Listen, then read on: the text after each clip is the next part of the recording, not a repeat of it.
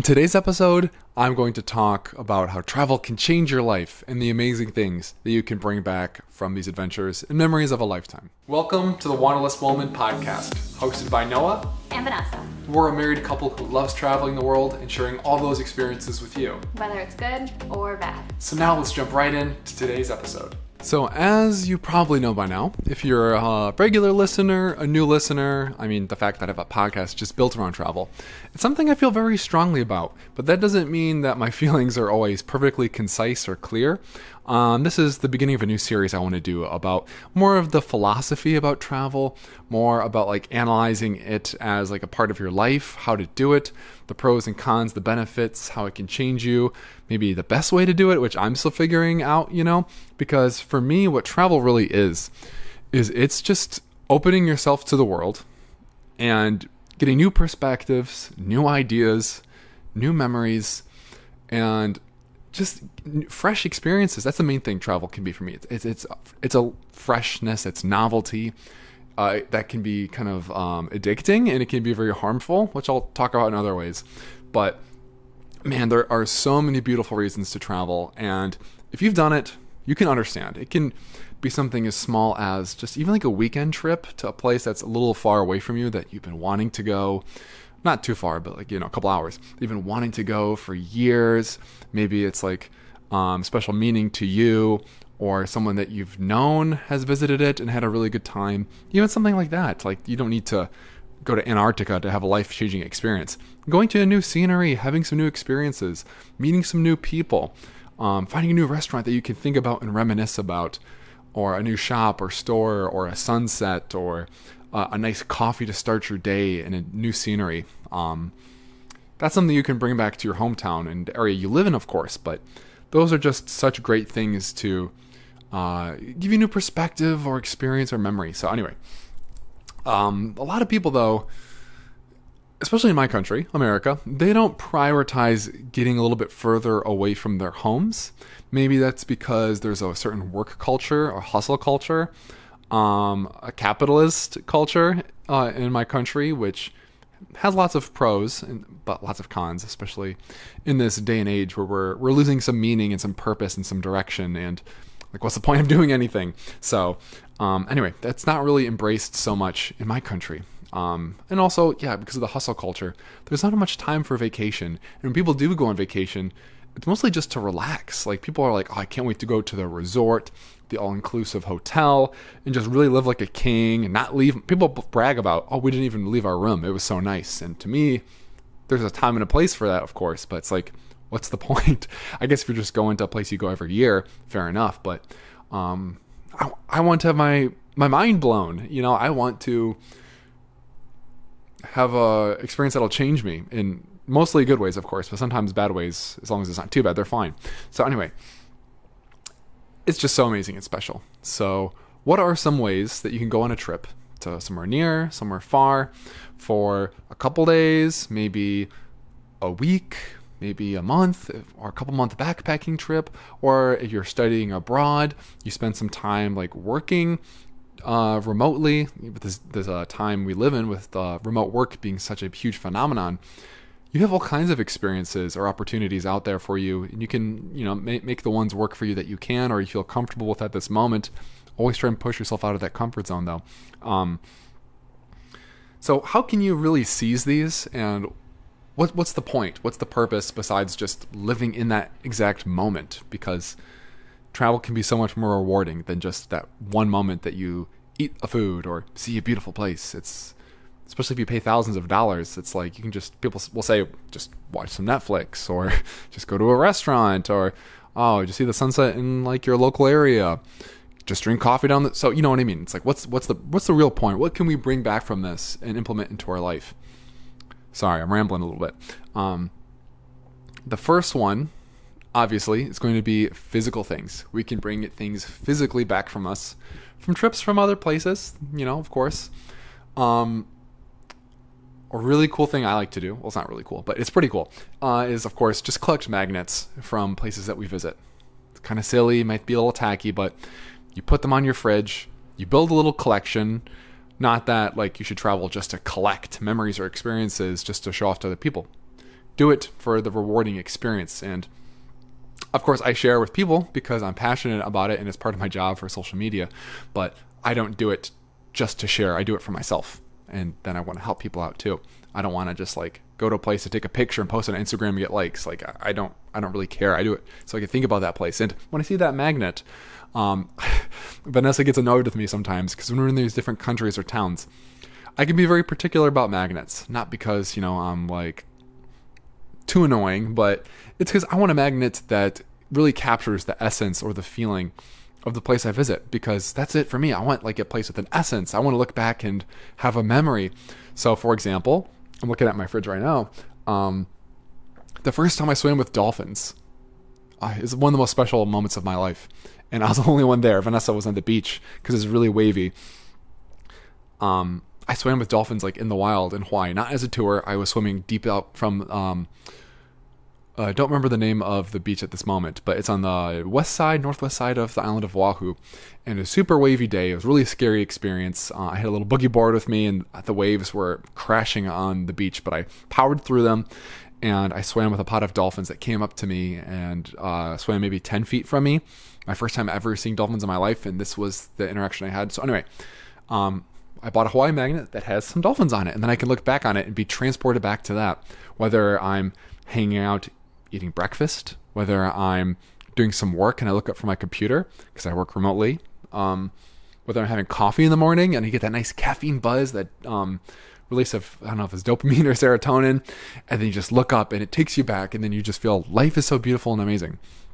Or I'm looking again. I recently went to Nicaragua and I went to a beautiful island called Ometepe, and it has these beautiful, it's called Ometepe because it has two volcanoes. Ometepe means two mountains in like the indigenous Nicaraguan Mayan language, Nahuatl. And so we have a magnet of a volcano from Ometepe in Nicaragua, and this really beautiful blue bird that you could see flying everywhere around the island. But I haven't seen anywhere in my life. So that's a very unique kind of thing. And it has the sunset and the volcano. And yeah, if I drink my coffee, I feel the sun on me through the window. It's like I'm transported back to that time. Of course, you want to be present where you are and don't just be stuck, trying to only live in your nostalgia. That can be kind of dangerous too. But anyway, how great is that I can have that experience just at my home and be reminded of those things just through magnets. So that's one obvious thing. And those are just a couple examples of how that enriches my life daily after I traveled.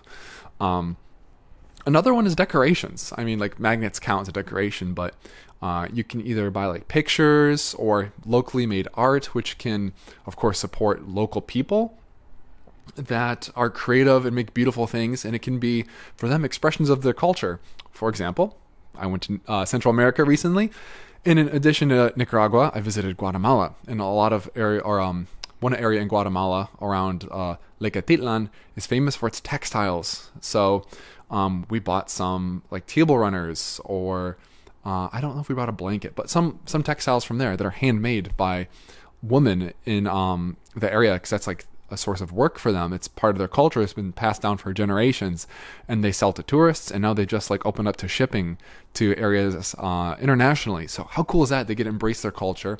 Women there have like a good way to work together and make money, and it keeps their culture alive. It's how beautiful is that? And then you can bring it back and appreciate the culture, the physical expression that is not lost in this day and age with AI making like content and stuff. I know AI is not producing like textiles, but still you can see how things are losing the personal touch as we speak.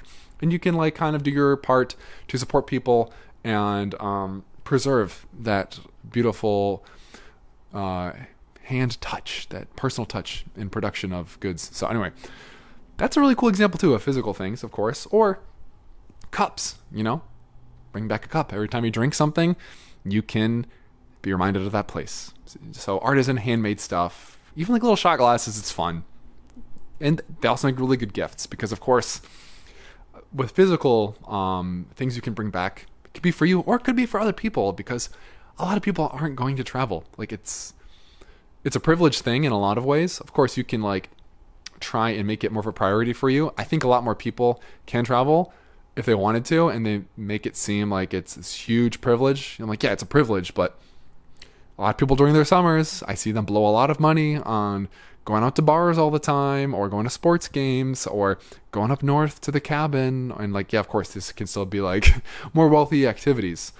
But I see people spend money in a lot of ways. And I don't want to be the guy that's like, make your coffee at home, never get nice coffee so you can save up money. But I mean, there are ways you can save, like a couple $100 a month easily. And that can, with credit card points and all that stuff, you can have a trip be like a couple $1,000s or less easily, if you do it the right way. So anyway, for the people that don't travel, I had to think, what was I talking about?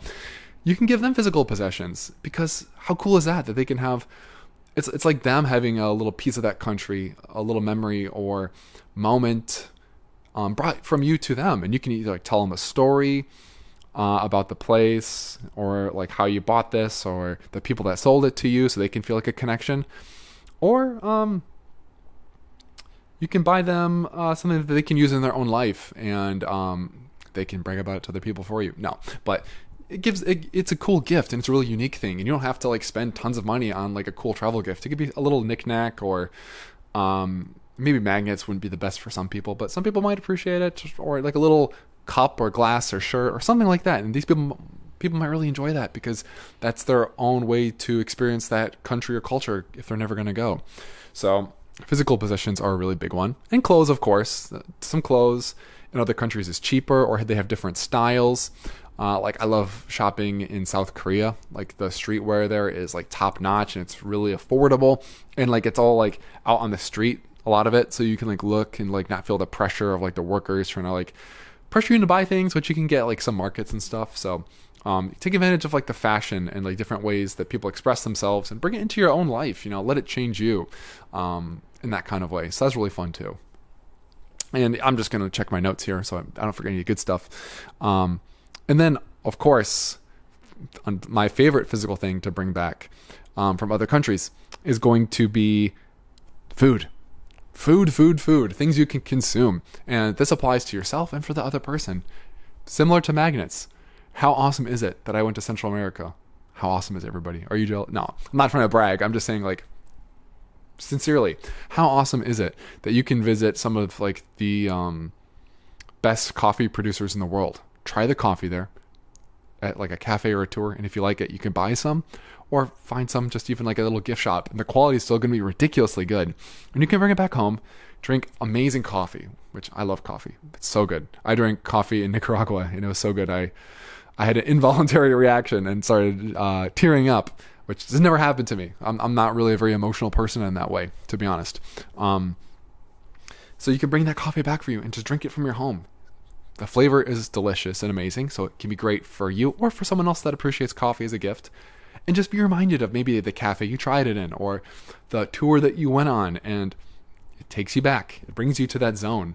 Or maybe it makes you appreciate the moment you're in now, because you're able to do that in the past, and it can motivate you to do more of these things in the future. So that's really cool. And foods as well, if you, there's lots of places that can sell like dry ingredients, like for soups and curries, or not dry, but even like wet ingredients. I bought back from Mexico like a packet of mole where it has like all the spices. All you need to do is add water. Is it going to be as amazing as maybe like your favorite restaurant you tried it in Mexico? No. But is it delicious? Yes. Is it a really cool thing to do for people that love trying new foods, and like it's the most authentic way that they might be able to try it where they live?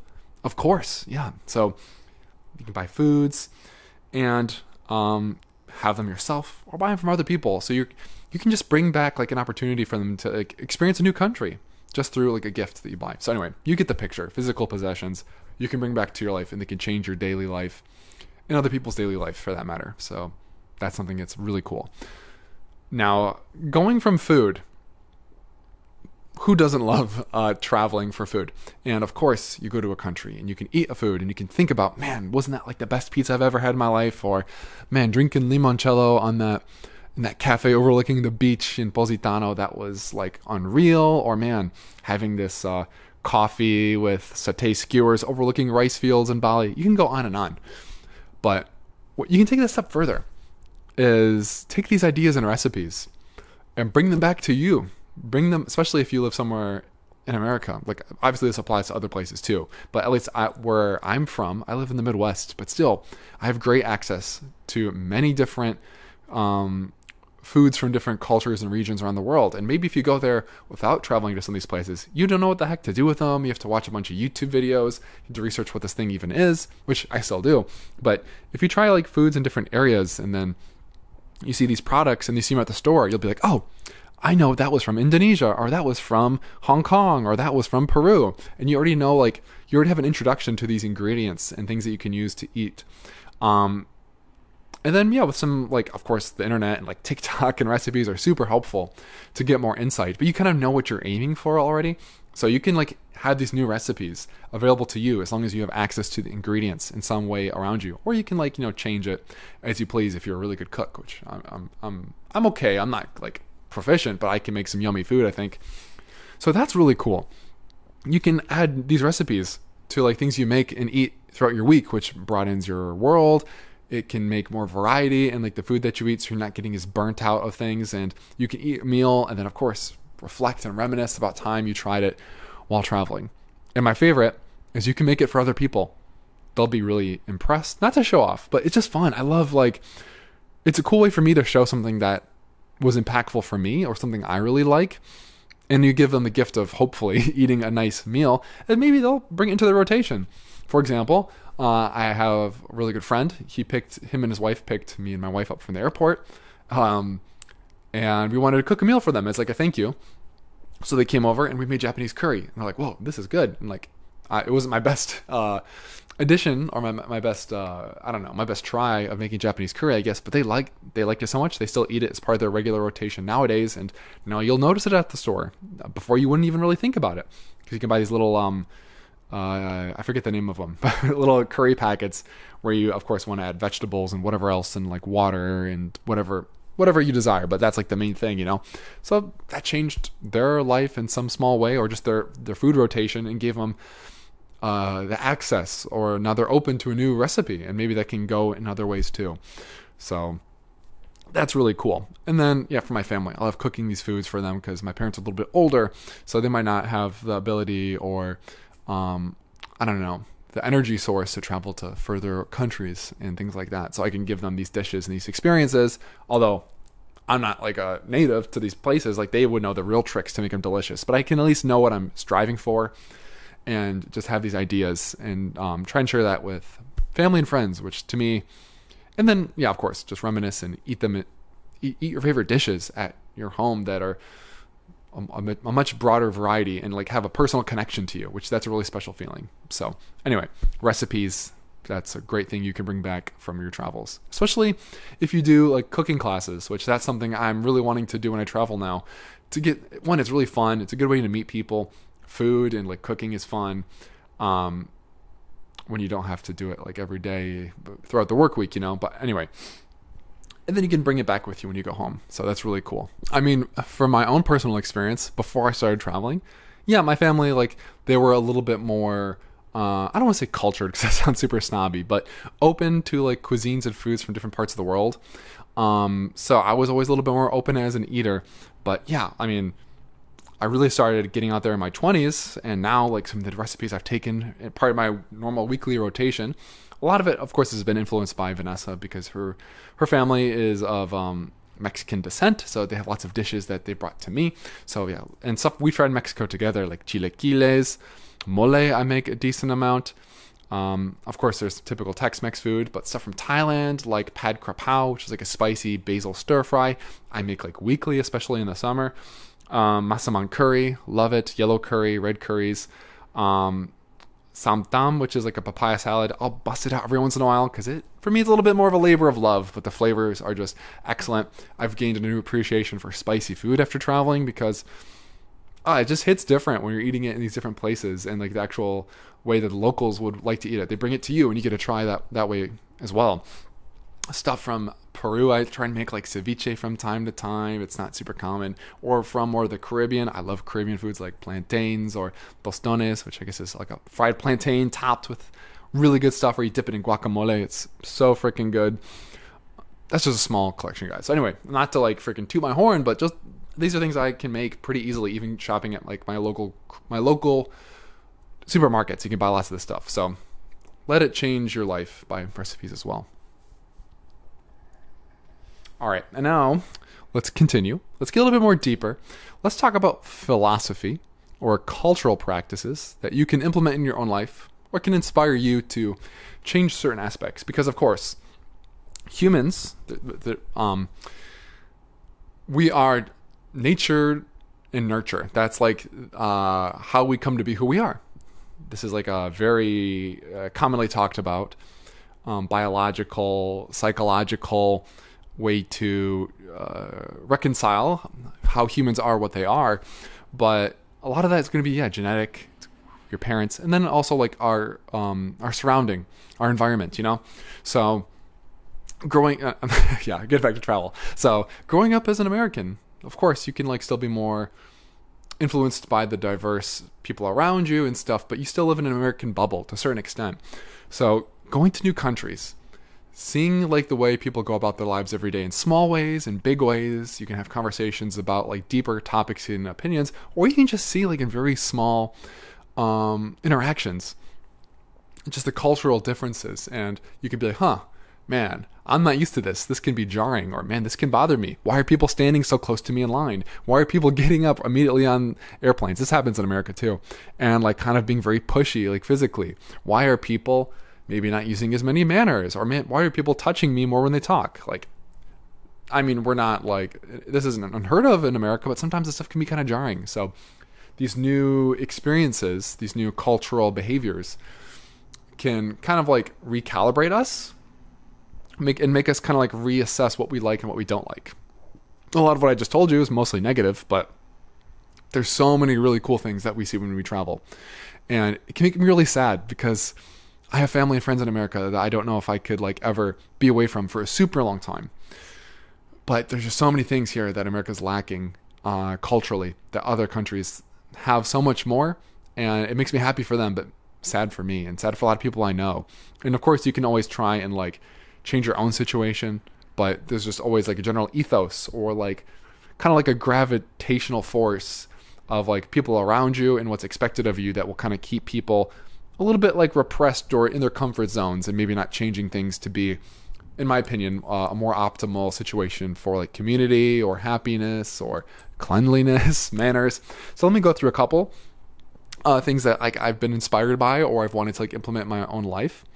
So a big one, taking shoes off. I thought I was going to go super deep, but it's just cleanliness. This isn't something I like really did that much before anyway, but now I'm like, you can't go back. And when you go to Asian countries, especially, like take your shoes off as soon as you go in. They have like specific areas. They have like a raised floor above the entryway to like give you that idea, like, oh, this is where the shoes end. And now you enter my physical home. Actually, in a lot of places in Japan, that part of your home is not considered your property. It's technically considered public property. So like delivery men can like come in that part of your house and like it's not illegal. They're not breaking and entering because it's like, oh, they're still on the part before the raised part because they need to deliver your mail and their shoes are still on. So they're like outside. It's just like crazy to think about. So when I see like American TV shows or other people, I still have like friends and family that they wear their shoes in the house. So I keep mine on because it's either for me all on or all off. I'm not going to walk around barefoot in a house where everyone's wearing their shoes in because I'm going to get dirt all over my feet or socks, you know? But it just keeps your living area clean. It's a nice sign of respect for other people. And it doesn't make this like awkward, like, oh, hey, can you, this is a shoes on or shoes off household, or you have to like awkwardly tell your friends to take your shoes off when they enter your house. I see like American movies, like obviously I live here, but I'm like, there's no way people like jump on their couch or bed wearing shoes. To me, that's ridiculous. So that's a big one that like I'll wear slippers around the house if I want a shoe on for whatever reason, but no, like shoes off. Let's make it simple, guys. Come on. Let's keep our living areas clean, show respect to other people, and get rid of this ambiguity. Another big one, not big one, is shaking hands. Like, shaking hands can be so uncomfortable. Like, I'm just going to say it. Especially like in different social situations. It's like, oh, am I going to shake their hand? Am I going to give them a hug? I like hugs. I think that's nice. I think other cultures that hug a lot, that's like a nice way of just like having a physical embrace with somebody in just like a friendly way. I think like, yeah, physical touch is really important for a lot of people. in humans just to like feel a sense of connection, just from like not in any weird way like that, just that you care about them. It's a nice way of showing care and connecting. So I think that's fine. But like the handshake stuff, it's like, oh my gosh, like am I dapping up? Are we fist bumping, high fiving, firm handshake, soft handshake, handshake with a little flick at the end? It's like, let's just, in Asian countries, they just bow. And maybe you could say that creates more of like a coldness or like a lack of like connection that like a warm hug and embrace could like give in other cultures.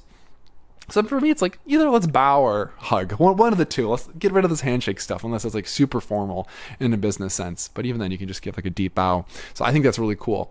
And in Asian countries, it's just nice to not worry about it. Or other countries, if you give a hug, it's like, oh, cool.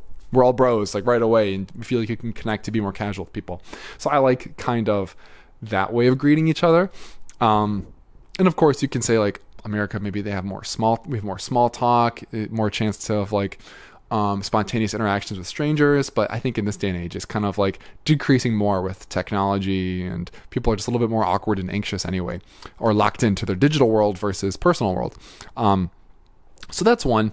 Another one is wearing masks. To me, this was just unbelievable. I don't want to go on like a political rant or anything like that, but when I studied abroad in Japan, like wearing masks was such a big thing. This was back in 2017, so like years before, like 3 years before COVID. And to me, it just makes perfect sense because Asian countries, especially Japan, I think they have like a strong sense of like the communalism, I think it's the word, or just like civic duty, or trying to not negatively impact people around you, whether that's being like quiet on the train. That's a big one. I hate taking public transportation in a lot of places in America because people don't care. They'll play music without headphones. They'll have the loudest conversations like on speakerphone. It's just so inconsiderate, and it can just like make these experiences suck for everyone around them when you can just do a small thing that can like doesn't really even impact what you're doing, but can make everyone else's life so much better. Obviously, if you need to take a phone call, like go for it. You know, like I don't think you should like worry too much about that. Just speak a little bit quieter and try not to be like super negative. Whereas in like Japan, if you talk on the phone on a train, it's like, who is this rude dude? Why does he think like his conversation is more important than everyone else's peace of mind? Which I can totally understand still. But yeah, so wearing masks to me, I was like, this is a no-brainer because like, and a lot of people would wear it if they're worried about getting sick during like some allergies or time of the year, which you could like argue, well, maybe like particles can still get through, yada yada yada. But what's really nice is people, when they're feeling sick, they will wear a mask, so that way when they talk to you, when they sneeze, whatever, they're gonna like just be breathing less germs that can get you sick. So to me, that's just like a basic considerate thing. The fact that it became super political is such a shame because now like if you wear a mask, people will think that you're like super liberal, and it's like associated with being like a wimp. That's the nicest way I could say it. When it's just basic consideration, or just trying to prevent yourself from getting sick if it's like that time of year. So it's really kind of ridiculous. And I think like wearing masks, that's why it was so easy for these Asian countries to adopt, because they were like already implementing this thing for like smaller colds. So I think just like wearing masks at airports, I've gotten sick so many times traveling. So I try and wear a mask now when I like are in busy public spaces I'm traveling, and other people, if they were sick and they wore masks, that'd be really cool too. So that's something I try and implement, and I wish other people would in that same way, because it just makes everyone's life more easy. Or you just take a little minor inconvenience to risk or not risk other people getting really sick or getting the cold or a flu or something. Also, receiving things with both hands. I think this is super nice and cool, and it's like maybe a little bit more formal. It can give that kind of like cold, more impersonal reaction or interaction, sorry. But I think it's just really nice and polite to like hand your credit card or hand things with two hands if you can, just to show consideration and manners. And it just makes people feel like you're not having as many unpleasant interactions with people that like will just like throw their credit card on like the desk or counter when you're like paying for something or something like that. So I think that's really cool. And I still do it without realizing. I still do little bows and stuff and little interactions to show like my appreciation. So that's one. Another one is helping other people who are like foreign. Because I've been in so many situations where I feel like a fish out of water, and someone like just goes out of their way to like help you for no reason, just besides the fact that they want to. Maybe they like feel proud doing it, like, oh man, like I'm giving like a good representation of people from my country to this person who's not from my country.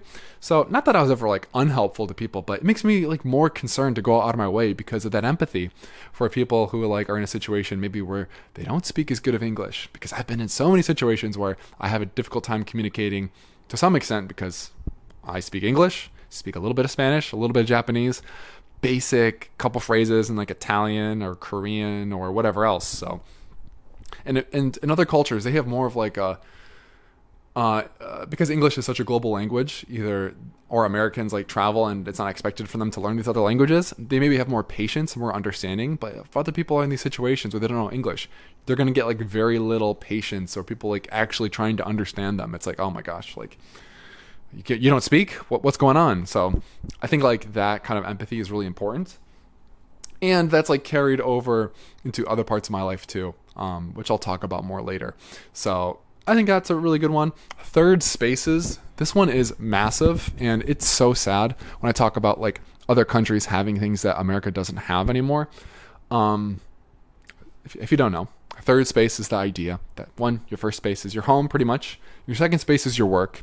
And your third space is just like a common area where you can hang out with your friends or your colleagues, because I love being home. Like, it can be great to be like in your own area where you can relax, where you can kick back, where you can kind of like decompress and kind of escape the stresses from the world sometimes.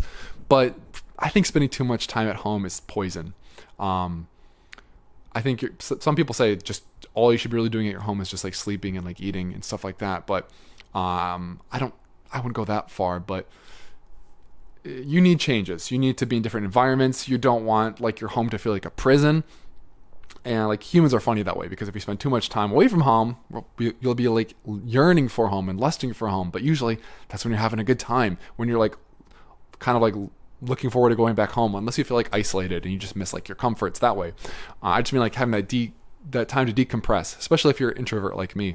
So we don't really have those third spaces here. In other countries, it can be like, I mean, yeah, people here go to the bar in a lot of places, but it just has like a different feeling. It's more like dark and dingy and depressing in some areas, or bars are just ridiculously expensive anyway. So like, unless it's like a little small local bar in a small town, you're going to be paying tons of money to get a couple drinks, and it can be fun to do, but it doesn't have to be a bar. It can be a cafe, hang out at a cafe. It can be hanging out at like a park.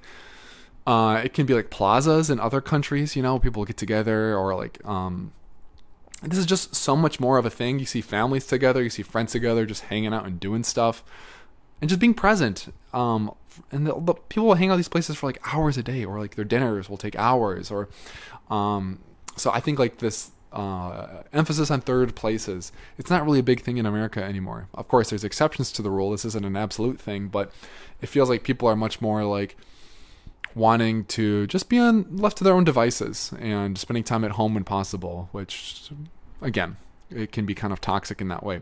So, and then of course, this brings me to closer family relations. Now, don't get me wrong, like family is ridiculously important. Obviously, there's still toxic stuff that can happen with family. You need to draw your boundaries, and like sometimes it's okay to cut out family when things like can be really harmful, but other countries, they put such a strong emphasis on like family. And I remember seeing this like, I don't remember who it was. It was like on a talk show, and maybe it was like Jimmy Fallon or something. And this, she was an actress, I think, and she was being interviewed, and they were asking her about why she was like living with her family, like when she was 30. And they were kind of like laughing at her, because in our country and culture, you're kind of viewed as a loser. You want to get out there, get going as soon as possible, get on your own, bust your butt, make your money, establish yourself, and then like have other people look at you and be like, oh, that's the American dream. But in other countries, there's a much more emphasis on like living together with your family.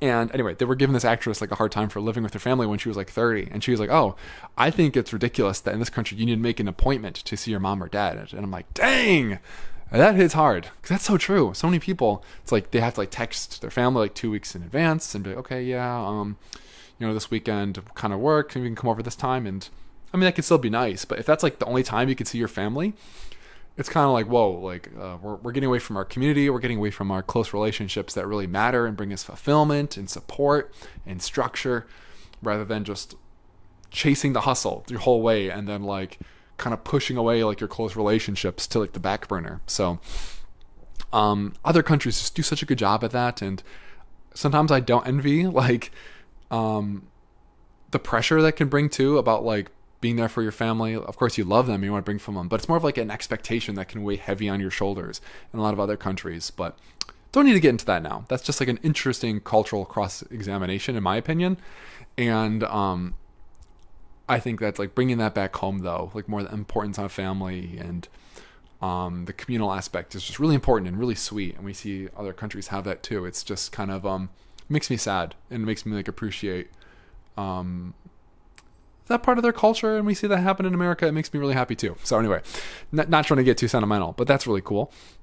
Man, I got a long list for you guys. And then of course, I think just dancing is fun. This is of course going to be more about, well, not of course, but for me, Latin American countries, because people in other countries, here we go again, they have better ways to express themselves a lot of the time, more than Americans. Maybe for us it's more like talking. We like to talk, we like to say our opinions, we like to like feel free, but we have so much energy like built up and like pent up within us from our lifestyle, from the BS of being an adult, you know, like bills, stress, providing, supporting, showing up to work, toxic relationships with people, trying to navigate that, raising kids and whatever. And what do we do with that? Do we just hold it inside? Do we talk about it?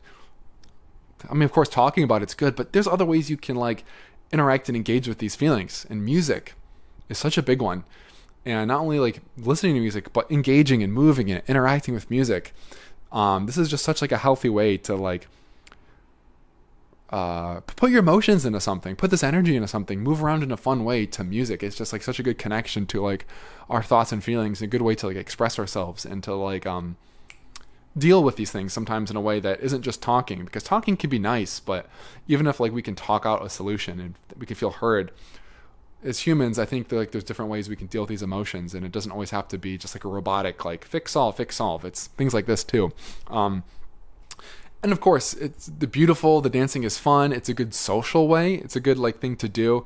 And like these third spaces, you go to like dancing night, you can meet friends. Maybe you can meet someone romantic if like you're single, or you can have like that kind of a different kind of connection with somebody. It makes me kind of nervous to let Vanessa dance with other guys, to be honest. But anyway, to like connect to someone non-verbally sometimes and just do a fun activity to cool music. It's really fun. So I think like learning dancing is like a skill, or like an idea is a concept to bring in your life and trying to like work on it too. It can be really fun. Not that I can really dance at all, but I know a little bit of salsa or tiny bit of cumbia or whatever. So that's something that's super fun. And maybe I can look for some dancing events nearby me or get some more dance lessons and like build a new skill and way to express myself. So dancing is really freaking cool. And I love like learning about these when I'm in Latin America.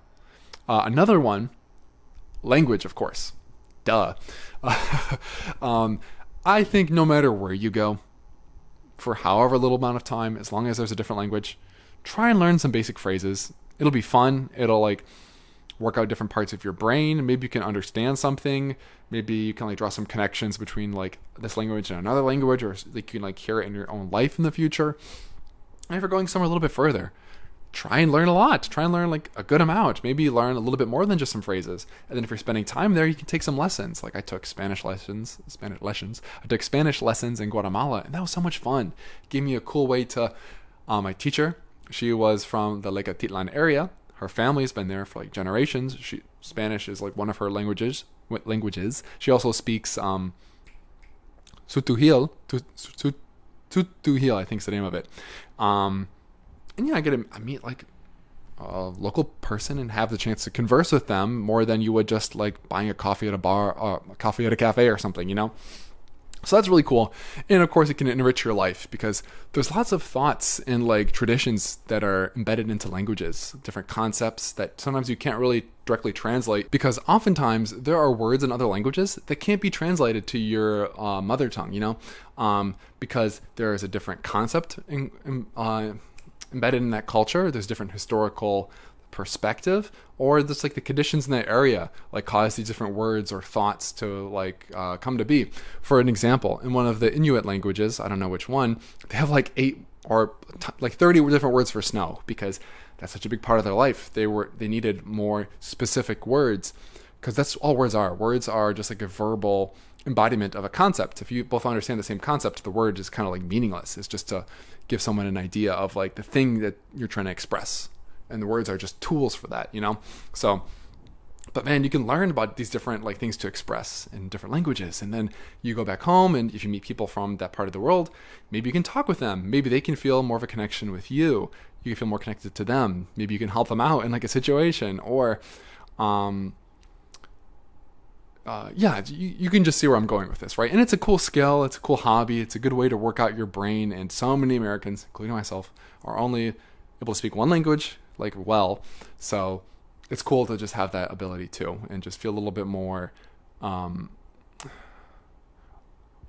like you're doing your part to be a better part of the world than in your own little bubble, which I think we can definitely struggle with as Americans, because we're the center of the world for media, for a lot of things that are exported, for GDP, for whatever, so I think that's really cool too.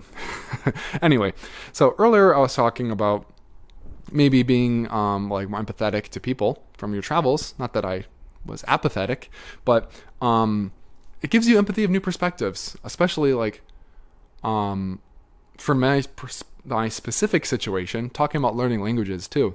One of my main jobs is I teach English. I teach English as a second language to Chinese students. I've been doing this for years, and the more you do something, the more routine it can feel. Like, you ever go to like TSA, and when you fly, and the workers there, they seem so annoyed that they have to explain anything to you, and to them it's like they do this all day every day. They explain the simple rules about taking your shoes on or off, what can go in a bag or out of a bag. But for you, that's your first experience, like, and you don't want to mess it up. But for them, they're like, oh my gosh, I can't believe it, because it's just like so mundane to them, and they've done it so many times, so their patience is like not very high, and it doesn't seem like anyone really cares that works there if you are rude. So anyway, for my own situation, I can find myself being not like rude, but like I talk a little bit quicker. Maybe I get a little bit like, to myself, frustrated with my students if they're like not willing to try to say something. If they try and they mess up, I don't really get frustrated. But you can be afraid. You can feel silly. You can be like kind of you can feel really vulnerable trying to speak, and like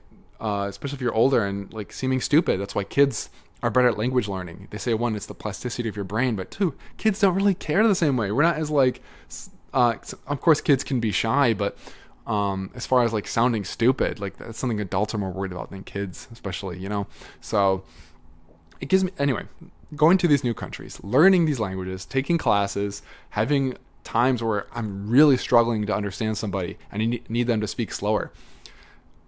When I teach remotely, so sometimes like when I was I had some English classes the same day as my Spanish classes, I'd be like, oh my gosh, like, man, my poor students, this is what they deal with, and I need to be like very patient, very encouraging.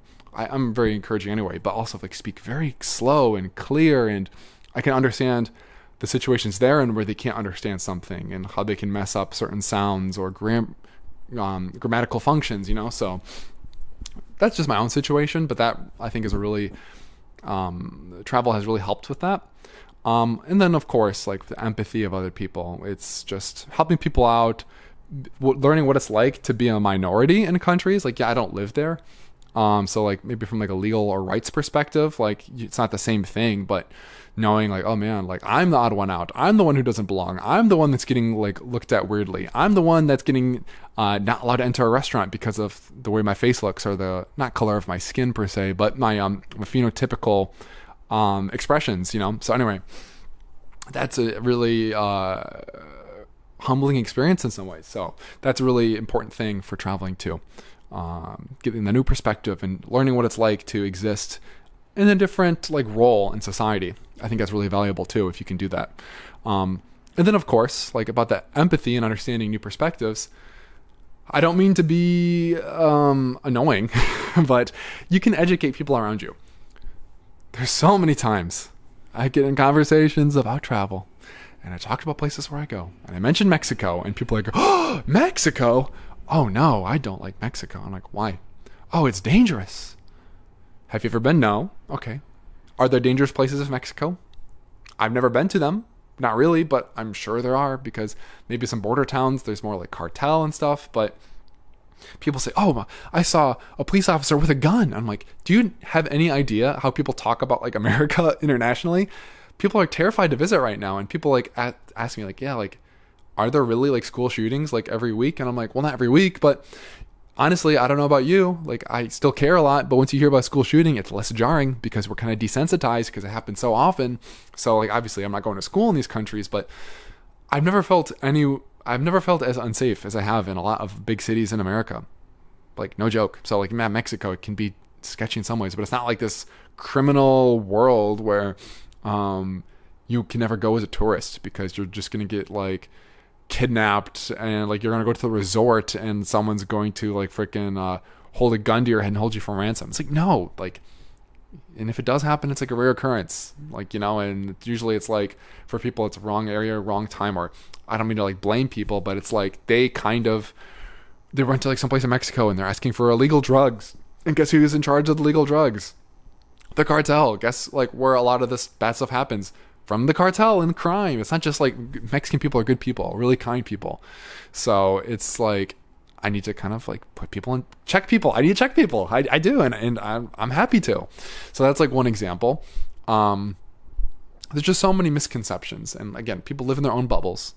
And they might not even choose to believe these things. It's just like what they've heard and it's kind of regurgitated. And there's kind of like a common, it's like Nickelback is bad. It's like, Nickelback really that bad? Maybe a little corny and cheesy, you know, the band Nickelback. But it's kind of just like a thing to say that they're bad versus like actually like experiencing and having like a fleshed out opinion that's based on reality at times. So I think that's really important as well. And also like talking to my Chinese students, they have lots of bad stereotypes about America. Talking to Americans, they have lots of bad stereotypes about China. So it's kind of cool to bridge both of those gaps a little bit. And I think the best thing for anybody is to have firsthand experience.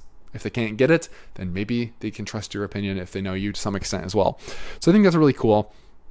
And then, of course, I've already talked about this, but the last thing, the most important thing, the thing that will always make me super motivated to travel and will always make it a big part of my life is the memories and connections, because I truly think this is all we get, everybody. Not to get like religious, but I don't believe in the afterlife. I think this is the life we get. And I don't know about everyone else, but I see places. I see the beauty out there in the world, and I see the experiences people have. I can see the adventure. And, you know, your health, it's not a guarantee either. Like, some people get diseases. Some people have freak accidents. Some people, you never know. Maybe, I don't want to get too dark, but maybe you get to like your old age and you retire and you get a condition and you can't travel, or like maybe financially something terrible happens and like you lose your opportunity. Now, I have a lot more to say about this because that doesn't mean you should just like blow every single dollar you make and like kind of screw yourself for later in life, because, you know, there's a balance to some extent, and I'm still trying to find that myself, honestly. But it's just so beautiful, like the sights out there, and like there are so many different kinds of sights too, like just mountains, beautiful like glaciers, alpine lakes, gorgeous tropical sunsets, and lush green mountains and waterfalls and old ruins with that I just can't believe that they were built at the times that they were, or the underwater you can explore and see with like a snorkel or like scuba diving, or